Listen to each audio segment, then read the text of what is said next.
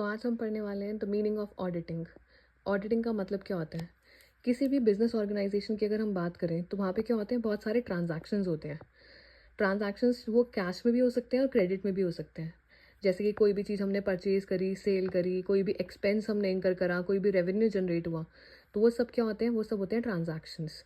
तो बेसिकली इन ट्रांजैक्शंस को क्या किया जाता है? रिकॉर्ड किया जाता है। हम इसमें बुक्स ऑफ अकाउंट्स बनाते हैं। तो बेसिकली ऑडिटिंग का मतलब क्या होता है? ऑडिटिंग में हमें चेक करना होता है कि जितने भी बिजनेस ट्रांजैक्शंस हैं, क्या वो एज पर द रूल्स और रेगुलेशंस है या नहीं है। जो भी pre determined rules and regulations हैं, क्या उसके अकॉर्डिंग है या नहीं है। वो सब चीज़ें क्या किया जाती हैं? चेक की जाती हैं। चेक करता कौन है? चेक करता है ऑडिटर। ऑडिटर कौन होता है? A chartered accountant.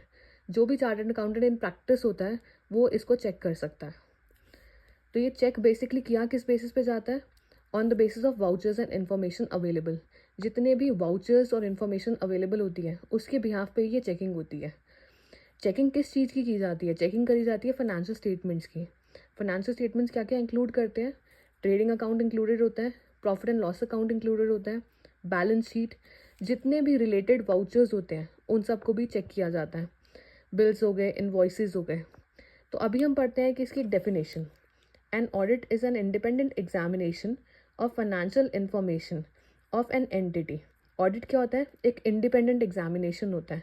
किस चीज़ का? Financial information का। जितने भी आपने financial statements बनाए होते हैं, इन सब का क्या होता है? एक examination होता है जो कि एक auditor करता है। Of an entity, whether profit oriented or not. किसी भी बिजनेस, पर्टिकुलर बिजनेस की होती है ये, चाहे वो प्रॉफिट ओरिएंटेड हो या नहीं। And irrespective of its size and legal form, किसी भी साइज के हो, small scale, medium scale, large scale.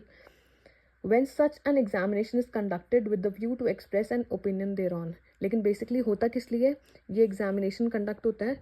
एक व्यू देने के लिए कि जितने भी एक्सप्रेस किए हुए स्टेटमेंट्स हैं, फाइनेंशियल स्टेटमेंट्स के हैं, क्या ये ट्रू पिक्चर डिटरमाइन कर रहे हैं या नहीं कर रहे हैं, true and fair view show कर रहे हैं या नहीं कर रहे हैं। तो उन सब चीज़ों के लिए चेक किया जाता है।